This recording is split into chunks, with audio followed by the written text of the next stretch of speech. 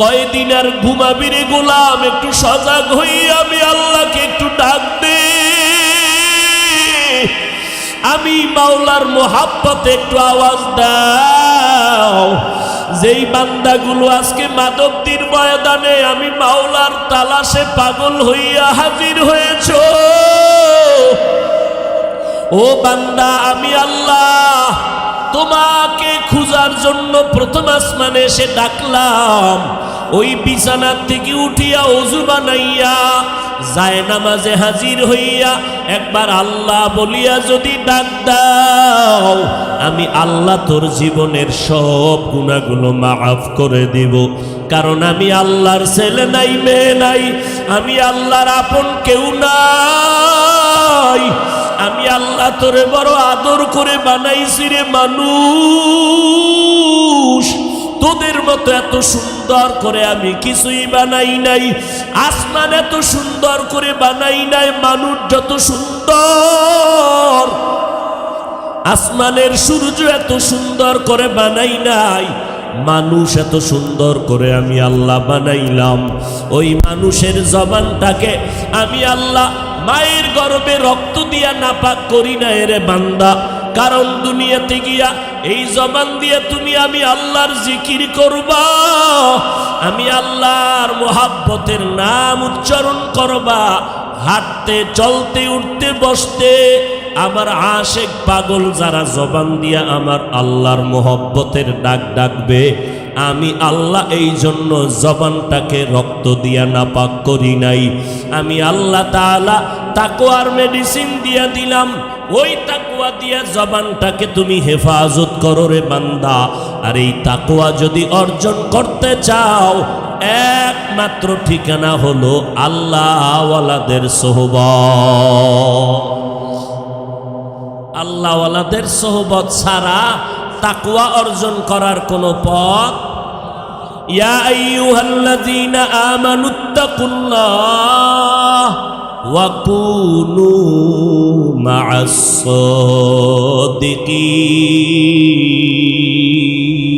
সাদিকিন।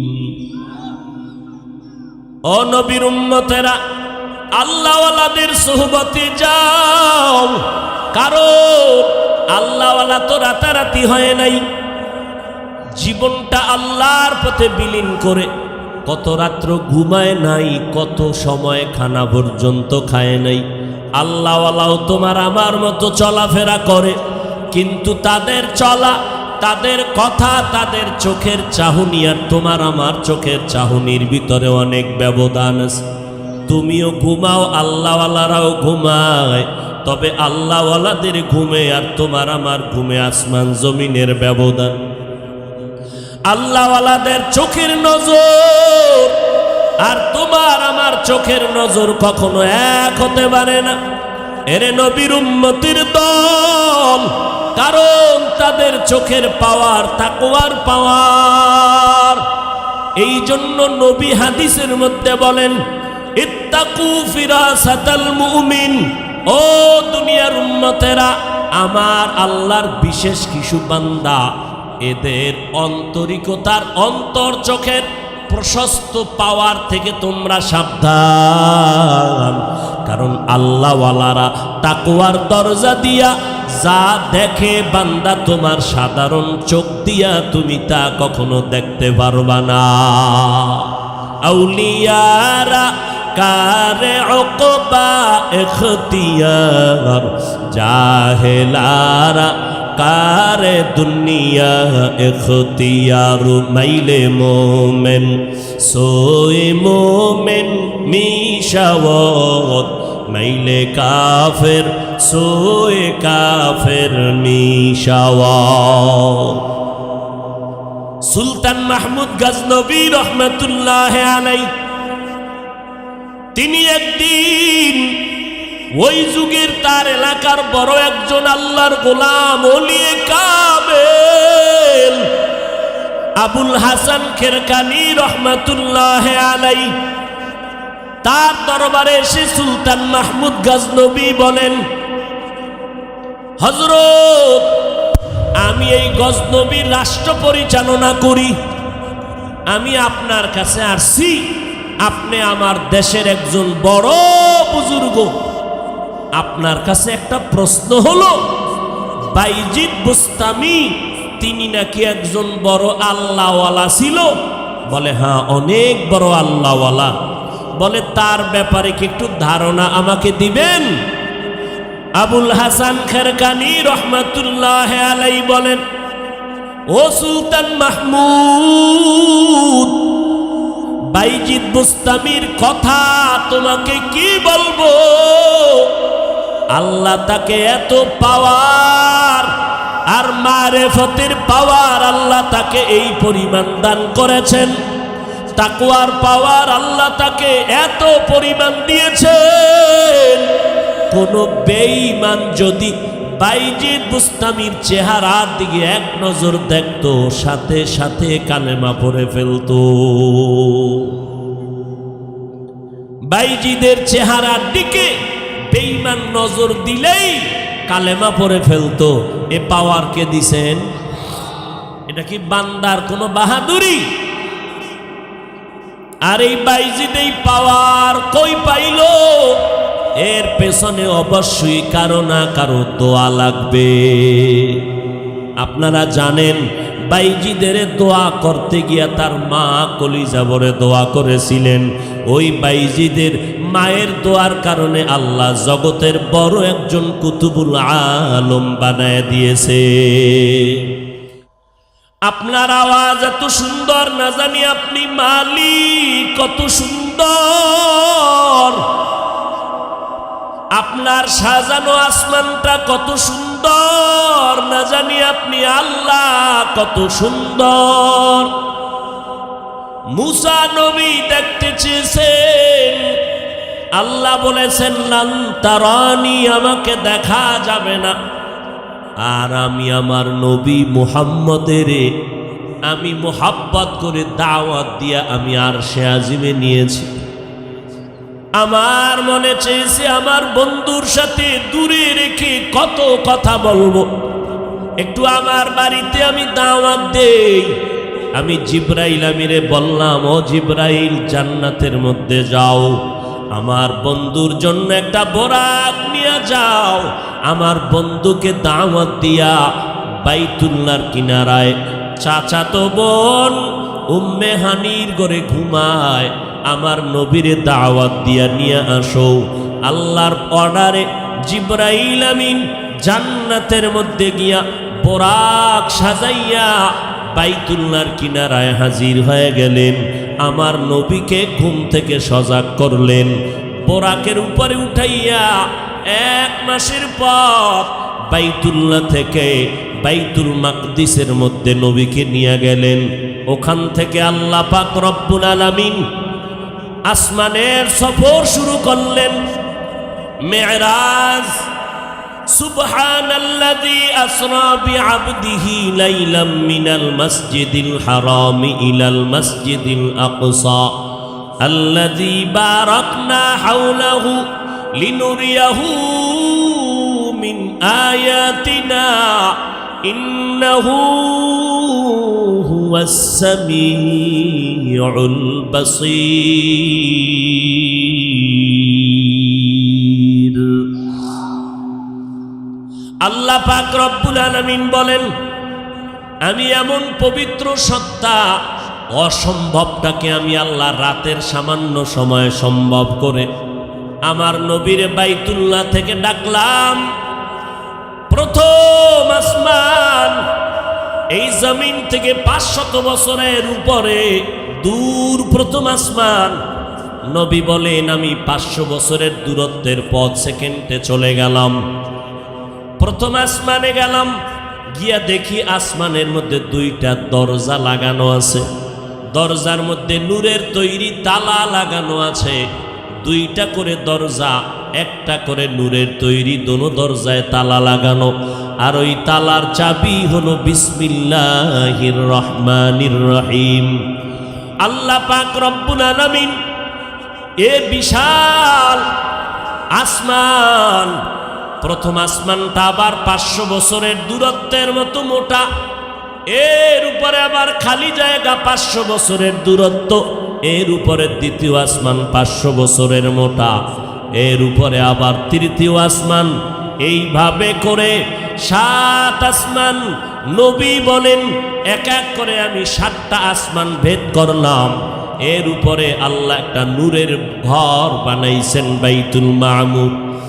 70,000 রহমতের ফেরেশতা ওয়াল টাইম ওই বাইতুল মামুরকে তাওয়াফ করে। একবার যারা সুযোগ পাবে কিয়ামতের আগে আর কখনো সুযোগ মিলবে না। আল্লাহর নবী বলেন ওখান থেকে উপরে সিদরাতুল মুনতাহা, একটা বড় বড়ই গাছ, তেলের ড্রামের মতো বড় বড় একটা বড়ই, আর পাতাগুলো হলো হাতির বড় কানের মতো পাতা। নবী বলেন ওখান থেকে আমি আল্লাহর বাড়িতে রওনা হয়ে গেলাম। অনেক উপরে চলতেছি, আল্লাহ আমাকে নিতেছেন অন্ধকারের স্তর পেরিয়ে, অনেক উপরে উপরে যাইতেছি, অনেক উপরে, যেটাকে লামাকা লাজামা বলা হয়। এগুলো পেরিয়ে হঠাৎ দেখি উপরে একটা পর্যায়ে পানি আর পানি। ওই পানির স্তর পেরিয়ে আরো উপরে চলে গেলাম। উপরে গিয়ে দেখি নূরের তৈরি আরশে আজিম। 8 জন ফেরেশতা নূরের তৈরি আরশে আজিম কাঁধের মধ্যে নিয়ে দাঁড়ানো। 8 জন ফেরেশতার কাঁধে নূরের তৈরি আরশে আজিম, আর এদের পা হলো জমিনের নিচে।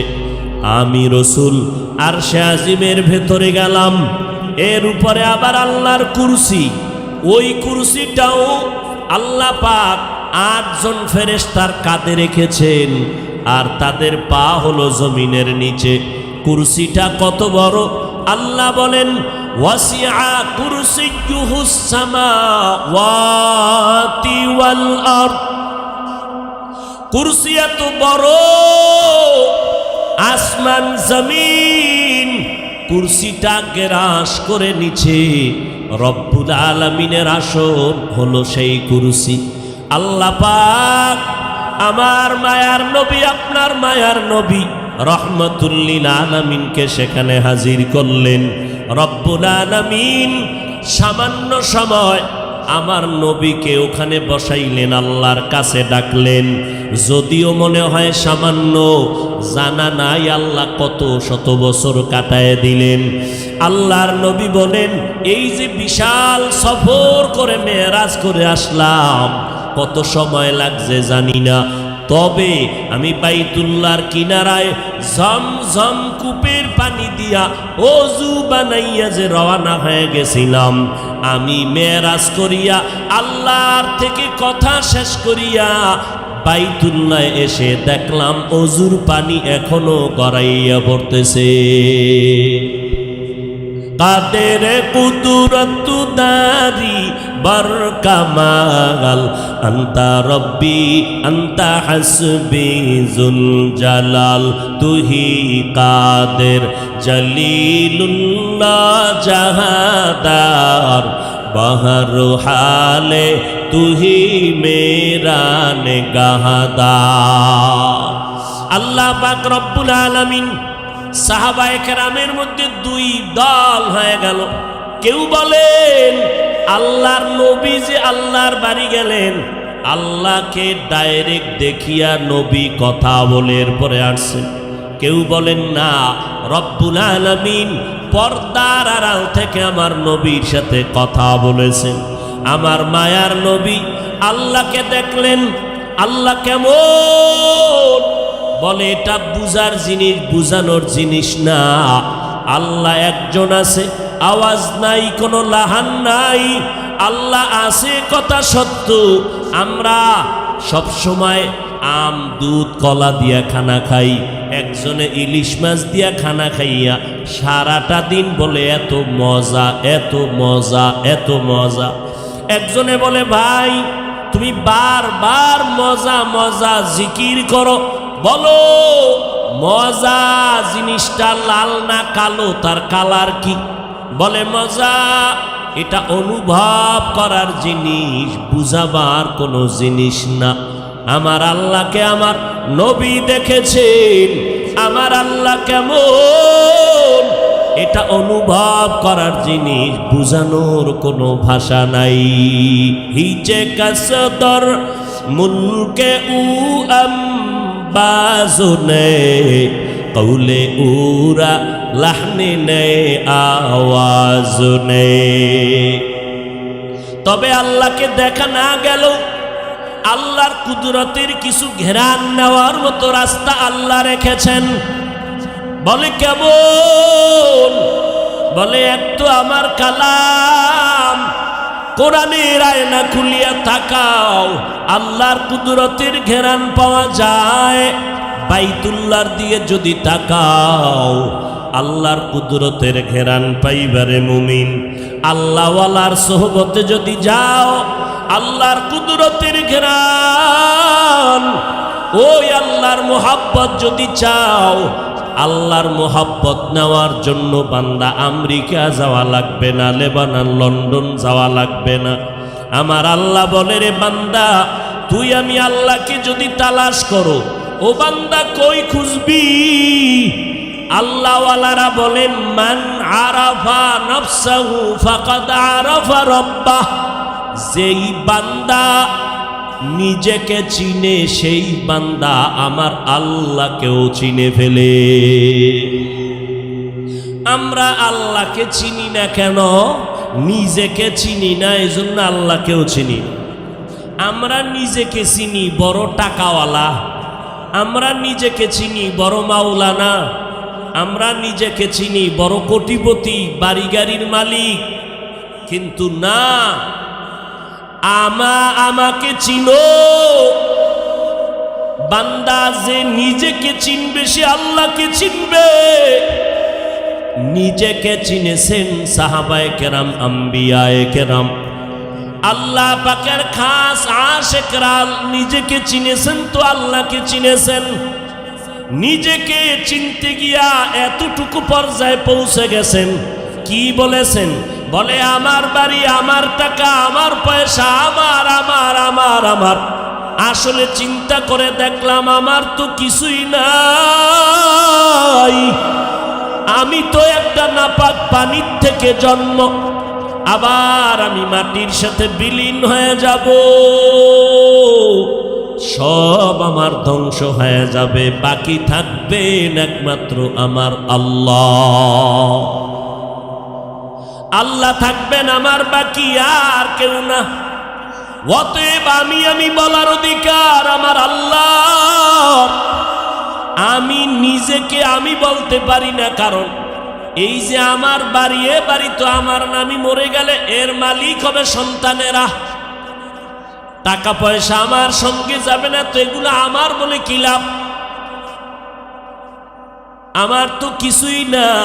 এজন্য আল্লাহ বলেন, ওয়াফি আনফুসিকুম আফালা তুবসিরুন। ও বান্দা, নিজের দিকে ভালো করে গবেষণা করো, আমি আল্লাহর পরিচয় পেয়ে যাইবা।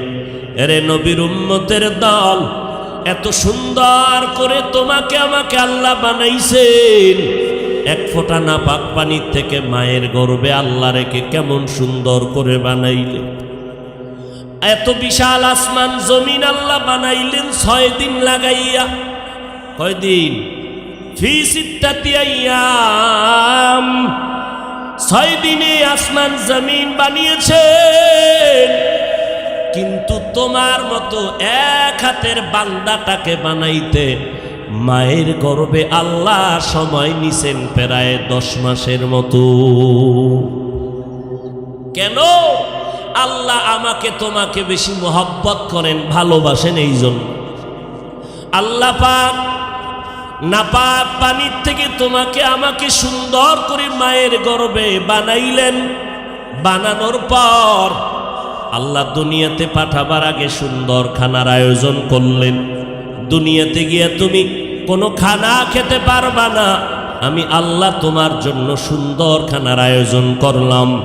এরে নবীর উম্মতের দল, আল্লাহ পাক রব্বুল আলামিন বলেন, আমি আল্লাহর পরিচয় যদি পেতে চাও, নিজের নিয়ে গবেষণা করলেই তুমি আমি আল্লাহর পরিচয় পেয়ে যাইবা। এরে নবীর উম্মত, আমার আল্লাহ পাক বলেন, আমার অনুসরণ যদি করতে চাও, আমাকে পাইবা না এটা আমিও জানি, দেখার কায়দা নাই।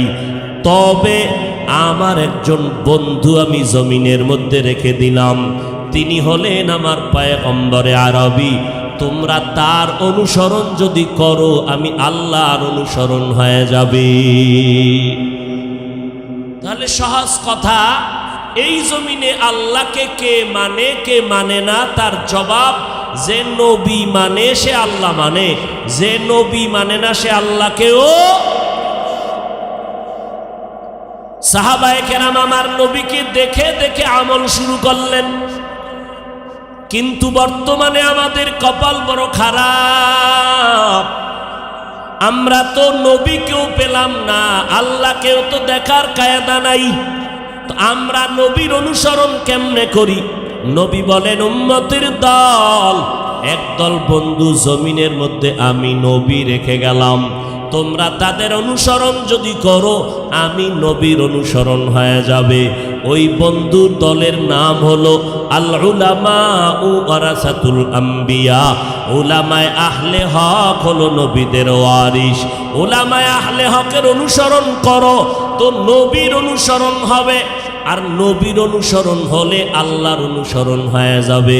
আল্লাহর অনুসরণ যারা করবে বিনা হিসাবে জান্নাত।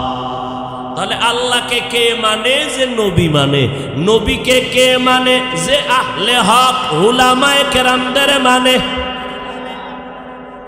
আহলে হক উলামায়ে কেরামদের যারা মানে না, প্রমাণ তারা নবী মানে না। যারা নবী মানে না তারা আল্লাহকেও মানে না। এই আহলে হক উলামাদের একটা জামাতের নাম হলো আহলে সুন্নাত ওয়াল জামাআহ। এই আহলে হক ওলামাদের মিশন দেওবন্দি মিশন, তাবলীগের মিশন, খাঁটি আল্লাহওয়ালাদের মিশন হলো আহলে হক ওলামাদের মিশন। বুঝলাম কেমনে?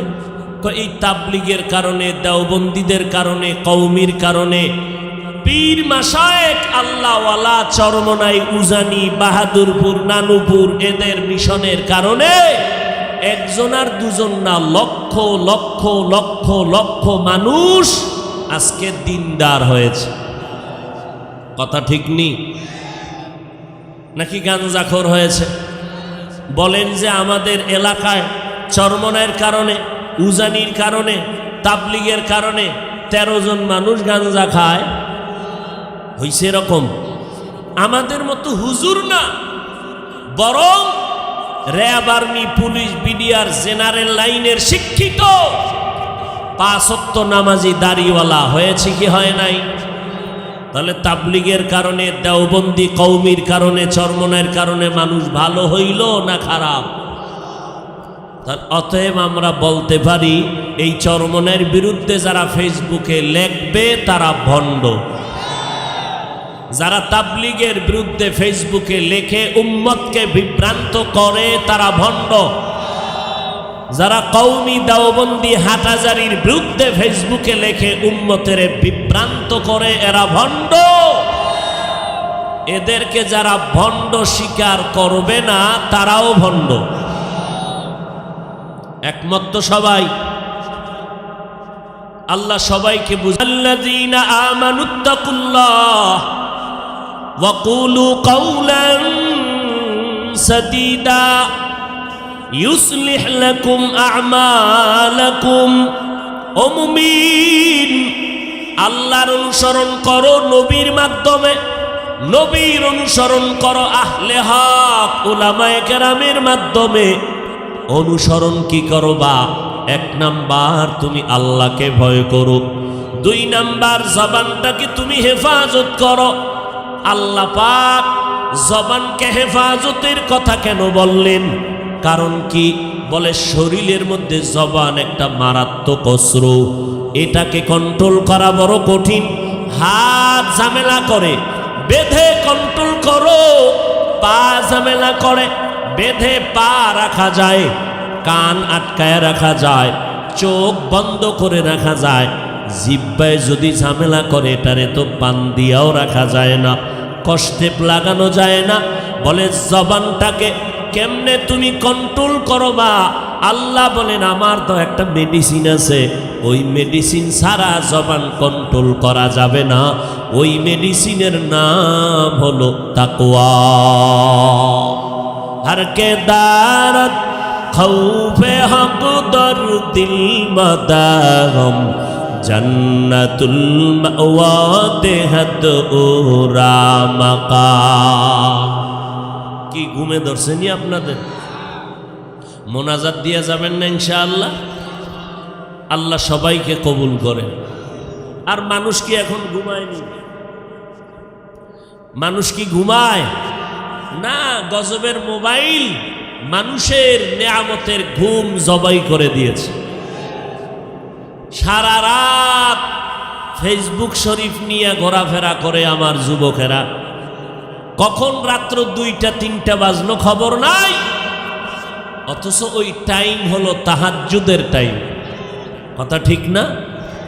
অতি গভীর হয় রজনী যখন, নীরবে প্রভুর নাম জপিও তখন।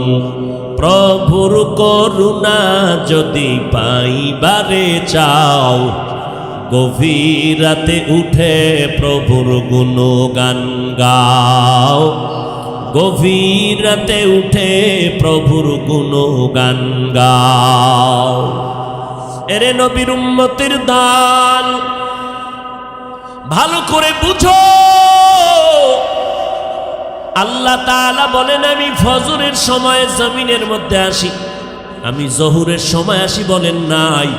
আল্লাহ তাআলা বলেন আমি আসরেও না, মাগরিবেও না, এশায়ও না, এমন একটা টাইম যেই টাইমে আমি আল্লাহ প্রথম আসমানে হাজির হয়ে যাই। ওই টাইম বড় নীরব, রাতের তৃতীয় অংশ, গভীর রজনী, সবাই ঘুমিয়ে গেল। আসমানের ফেরেশতারা, এ জমিন ঠান্ডা নীরব, নদীর মাছগুলো ঘুমায়, গাছের পাখিগুলো ঘুমায়, জঙ্গলের প্রাণী ঘুমায়, ঘরের সব ঘুমিয়ে আছে। ওই সময় আমি প্রথম আসমানে হাজির, আমার মোহাব্বতের বান্দাগুলোকে ডাকি, ও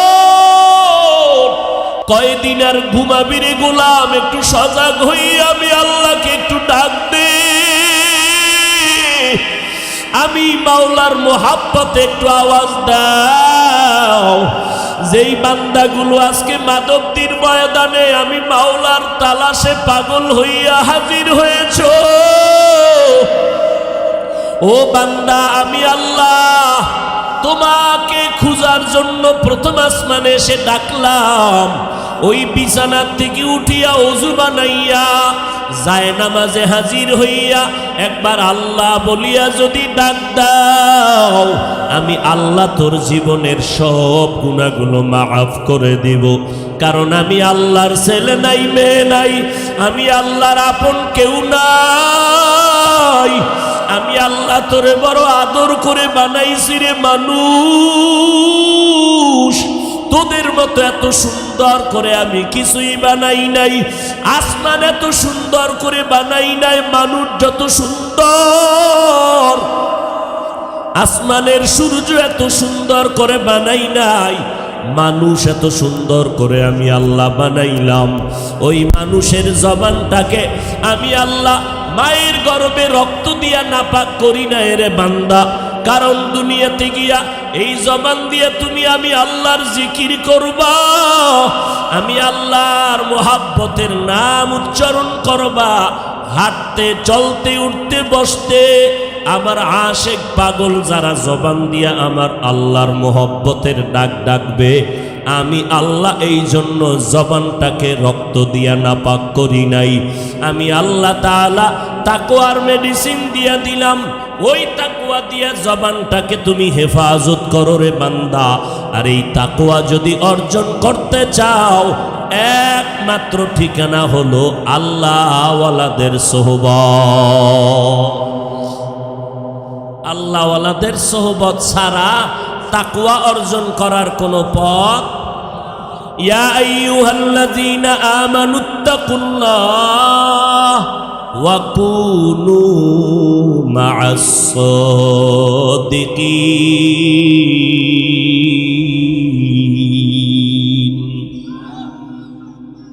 ও নবীর উম্মতেরা, আল্লাহওয়ালাদের সোহবতে যাও, কারণ আল্লাহওয়ালা তো রাতারাতি হয় নাই।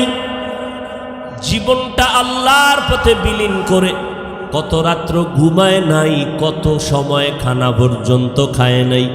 আল্লাহওয়ালাও তোমার আমার মতো চলাফেরা করে, কিন্তু তাদের চলা, তাদের কথা, তাদের চোখের চাহনি আর তোমার আমার চোখের চাহনির ভিতরে অনেক ব্যবধান আছে। তুমিও ঘুমাও, আল্লাহওয়ালারাও ঘুমায়, তবে আল্লাহওয়ালাদের ঘুমে আর তোমার আমার ঘুমে আসমান জমিনের ব্যবধান। আল্লাহওয়ালাদের চোখের নজর আর তোমার আমার চোখের নজর কখনো এক হতে পারে না। এরে নবীর উম্মতির দল, কারণ তাদের চোখের পাওয়ার তাকওয়ার পাওয়ার। এই জন্য নবী হাদিসের মধ্যে বলেন, ইত্তাকু ফিরাসাতাল মুমিন। ও দুনিয়ার উম্মতেরা, আমার আল্লাহর বিশেষ কিছু বান্দা, এদের অন্তরিকতার অন্তর চোখের প্রশস্ত পাওয়ার থেকে তোমরা সাবধান। কারণ আল্লাহওয়ালারা তাকওয়ার দরজা দিয়া যা দেখে বান্দা, তোমার সাধারণ চোখ দিয়া তুমি তা কখনো দেখতে পারবা না। আউলিয়ারা কারে উকবা ইখতিয়ার, জাহেলারা কারে দুনিয়া ইখতিয়ার। মাইলে মোমেন সোয়ে মোমেন মিশাওয়াত, মাইলে কাফের সোয়ে কাফের মিশাওয়াত। সুলতান মাহমুদ গজনবী রহমতুল্লাহ আলাইহি, তিনি একদিন ওই যুগের তার এলাকার বড় একজন আল্লাহর গোলাম ওলিয়ে কামেল আবুল হাসান খেরকানি রহমতুল্লাহ আলাইহি, তার দরবারে এসে সুলতান মাহমুদ গজনবী বলেন, হযরত, আমি এই গজনবীর রাষ্ট্র পরিচালনা করি, আমি আপনার কাছে আসছি। আপনি আমার দেশের একজন বড় বুজুর্গ, আপনার কাছে একটা প্রশ্ন হলো, বাইজিদ বুস্তামি তিনি নাকি একজন বড় আল্লাহওয়ালা ছিল? বলে হ্যাঁ, অনেক বড় আল্লাহওয়ালা। বলে তার ব্যাপারে কি একটু ধারণা আমাকে দিবেন? আবুল হাসান খেরকানি রহমতুল্লাহ আলাইহি বলেন, ও সুলতান মাহমুদ, বাইজিদ বুস্তামির কথা তোমাকে কি বলবো। আল্লাহ তাকে এত পাওয়ার আর মারেফতের পাওয়ার আল্লাহ তাকে এই পরিমাণ দান করেছেন, তাকওয়ার পাওয়ার আল্লাহ তাকে এত পরিমাণ দিয়েছেন, কোন বেঈমান যদি বাইজিদ বুস্তামির চেহারার দিকে এক নজর দেখতো, সাথে সাথে কালেমা পড়ে ফেলতো। বাইজিদের চেহারার দিকে বেঈমান নজর দিলেই কালেমা পড়ে ফেলতো। এ পাওয়ার কে দিছেন? এটা কি বান্দার কোনো বাহাদুরি? আর এই বাইজিদ এই পাওয়ার কই পাইল? এর পেছনে অবশ্যই কারো না কারো দোয়া লাগবে। আপনারা জানেন, বাইজিদের দোয়া করতে গিয়া তার মা কলিজা ভরে দোয়া করেছিলেন। ওই বাইজিদের মায়ের দোয়ার কারণে আল্লাহ জগতের বড় একজন কুতুবুল আলম বানায় দিয়েছে। একটি গেলাস পানির ফলে বাইজিদের কোলে তুলে, হাত তুলে মা বলে বাইজিদকে ওলি বানাও, হাত তুলে মা বলে বাইজিদকে ওলি বানাও। মায়ের দোয়া লও হে মুমিন মায়ের দোয়া লও, মায়ের দোয়া লও হে মুমিন মায়ের দোয়া লও। বিপদে পড়বে না তুমি যখন যেথায় যাও, মায়ের দোয়া লও হে মুমিন মায়ের দোয়া লও।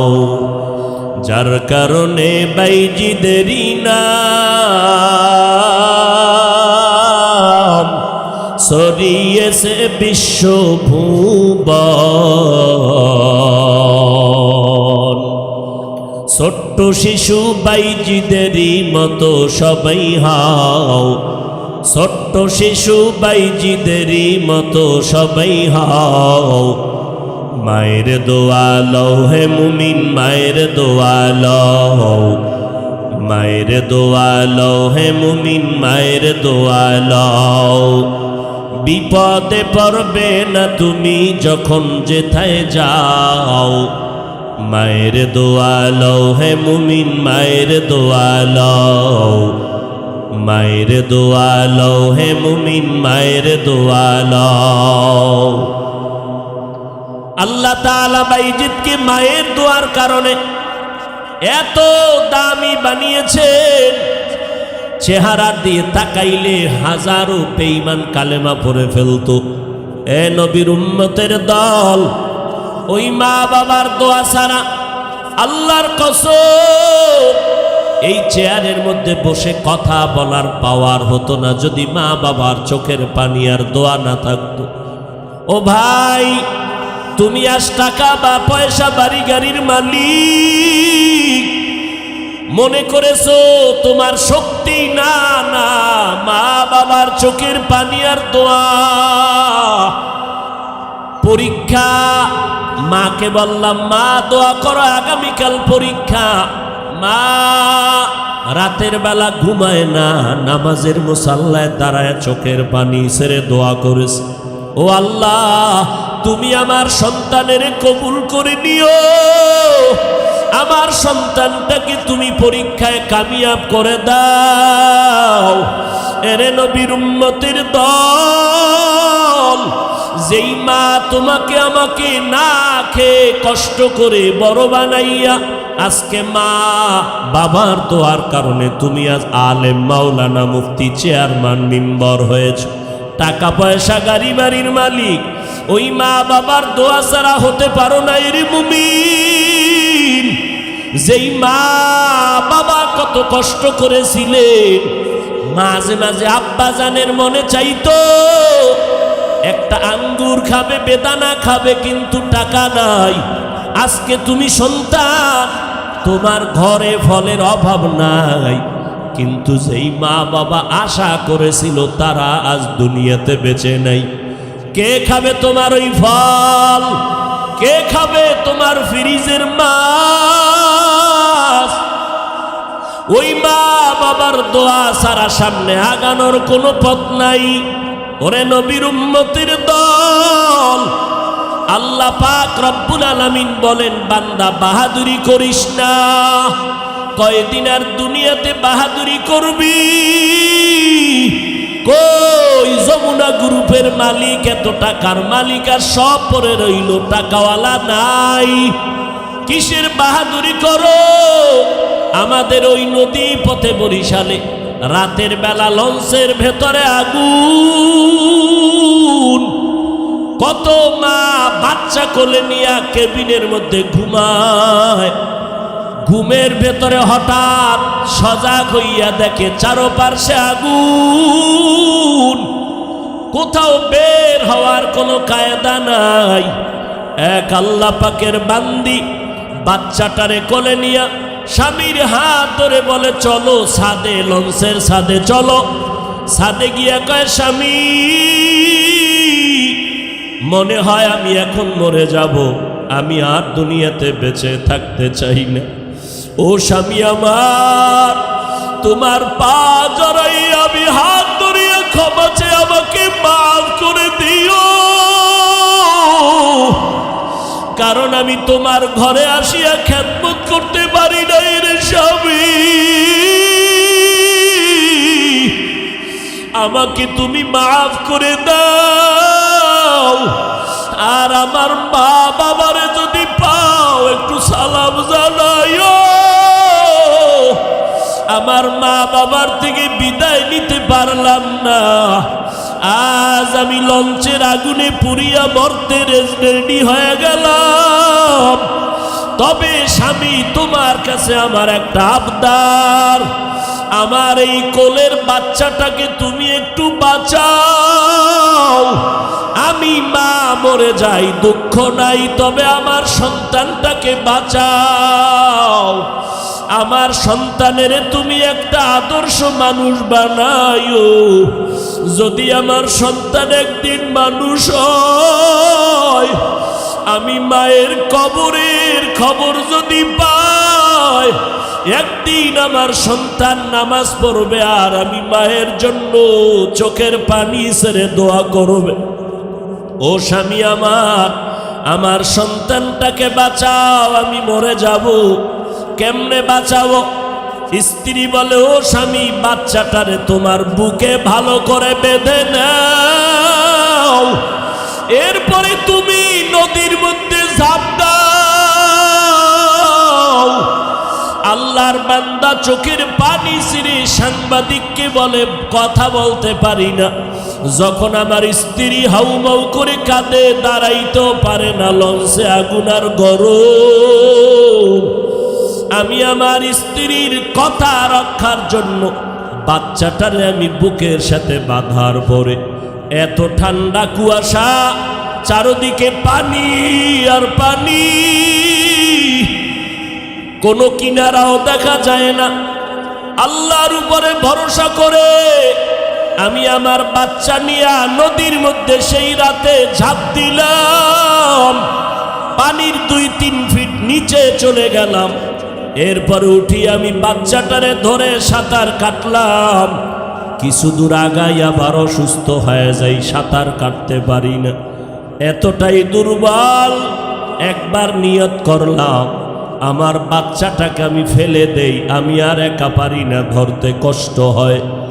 এইভাবে আবার স্ত্রীর কান্নার কথা মনে পড়ে আবার বাচ্চাটারে কোলে জড়ায় নিলাম। এইভাবে করে করে সাঁতার দেই, দুর্বল হয়ে যাই। এভাবে করে করে এমন এক পর্যায়ে গেলাম, মনে হয় যেন আমি বেহুশ। আল্লাহর কুদরত বুঝি না, হঠাৎ তাকায় দেখি কখন আমার বাচ্চাটা আমার থেকে আলাদা হয়ে গেল। আমি খুঁজিয়া দেখি না, আমার বাচ্চাটারে খুঁজে পাই না। কই, আমি একা একা হয়ে গেলাম, আমার বাচ্চা নাই। আমার স্ত্রী যেই বাচ্চার জন্য নিজে মরতে গেল, ওই বাচ্চাটারে বাঁচাতে পারলাম না। ও মাধবদীর মুসলমান, এই ময়দানে যারা আছো, অনেকের মা নাই, বাবাও নাই। ওই অন্ধকার কবর থেকে দোয়ার অপেক্ষা আছে রে বাবা, কয়দিন আর বাহাদুরি করবা? ওই মা বাবার কবরে গিয়া সালাম জানাও। আমার মায়ার নবীও বড় ইয়তীম। ও যুবক, ওই মার অন্তরে কষ্ট দিয়া আগাইতে পারবি না রে যুবক। পায়ে হাত রেখে বলি, মা বাবার দোয়া নিয়ে চল। একটা যুবক কবরের কিনারায় ঈদের দিন দাঁড়ায় দাঁড়ায় কান্না করে। ও যুবক, তুমি ঈদের দিন আনন্দ করবা কেন, কাঁদো? যুবক বলে, গত ঈদে আমার মার দোয়া নিয়া বাবার নিয়া নামাজ আদায় করেছিলাম। আজকে যখন ঈদের নামাজে রওয়ানা, হঠাৎ দেখি মায়ের বিছানাটা খালি। যেই মা আমার মাথায় হাত দিয়া দোয়া করে দিত, আজ আমার মা নাই, কে আমার মাথায় হাত বুলায় দোয়া করবে? যেই মা রাতে ঘুমায় না, সন্তানের চিন্তা। ও সন্তান, ওই মা বাবার কাছে যদি বেঁচে থাকে গিয়া দোয়া নাও। মা বাবার দোয়া ছাড়া আগানোর কোনো পথ নাই। আল্লাহর কাছে তৌফিক চাও, তওবা করো। জীবনে তো গুনাহ কম করি না, মনে হয় যেন আমার মতো জাহান্নামী কেউ নাই। আমার গুনার কারণে আমার হাত না পাক, জিহ্বা না পাক, অন্তর না পাক, চোখ না পাক। এই গুনাহ নিয়ে যদি কবরে যাই, ওই কবরে গেলে দুই পার্শ্বের মাটির চাপ, ওই কবরে জাহান্নামের আগুন। আল্লাহর নবী বলেন, ওই কবরে যদি তিনটা প্রশ্নের জবাব দিতে না পারো, জাহান্নামের আগুন কবর ভরে যাবে। আল্লাহ পাক গাইবি আওয়াজ দিয়া বলবেন, রে কবরের মাটি,